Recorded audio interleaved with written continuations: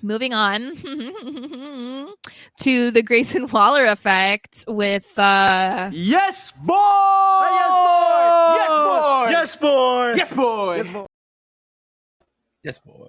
yeah, and then as they're talking about all the teams that they beat, they mentioned the Street Profits, and they did not appreciate that they're not as fashionable as Pretty Deadly. So they came out and that kicks off their match, which I'm assuming was either scheduled or it just happened because they were mad about what Pretty Deadly was saying. So the match, of course, was great.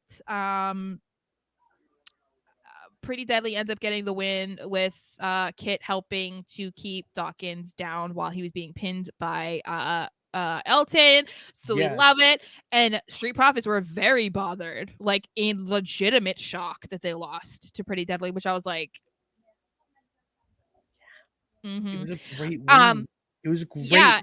It was all right. I love this whole match because I looked away for a second, so I forgot how his shirt came off. I don't know how. No, he took it off. Yeah, Montez ripped it off. He ripped it off and then put it on because he wanted to show the muscles and all that. I'm getting to it. They do the flip over, boom, commercial. Mm-hmm. You forget about that shirt after he takes it off as watching at home, right? Because he wasn't wearing it to get back from commercial. Elton. You too, yeah. So you get you get back from commercial, you have the match, and then to have them win with the shirt at the last second, that's why Pretty Deadly is awesome, because it's that paying attention to the little details like that to kind of do callbacks. Mm-hmm. That's where they are.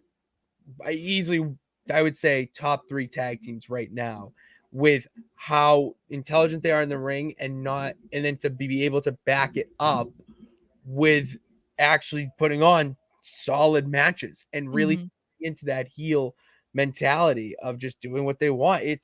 They're awesome. They're it's great. Yeah, we've talked about how they kind of have an old school energy to them, like the way they're dynamic and everything.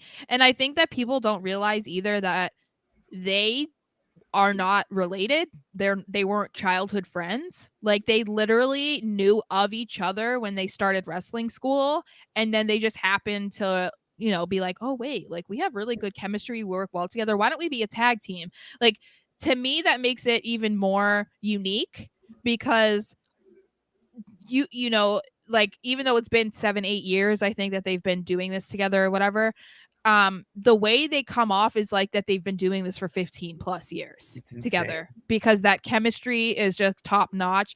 Just like everything about them is like what you would want in a wrestler. The way that first of all, the way they perform in the ring is phenomenal. The way they speak, their charisma, just like everything that you would possibly want in a new wrestler is exactly what they have. So that's why I'm glad.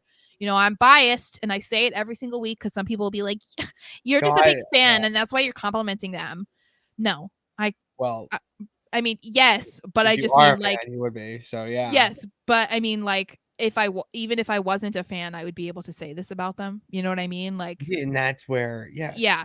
So I think that it's great how they're being used, and I think that, I mean, how they're being used, who they're beating, getting these opportunities. It's very it's very telling of how WWE feel about them, and I'm really excited because when they were drafted, I wasn't excited about this at all. I was very nervous. Why say?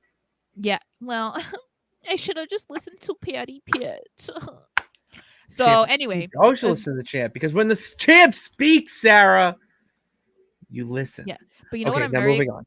Oh, well, I have to say one more thing. Okay, I am so excited for next week. Okay, I know we're gonna get into it, but I'm so excited for next week. I can't. I'm gonna wait. I'm because happy for you. I'm really happy for you.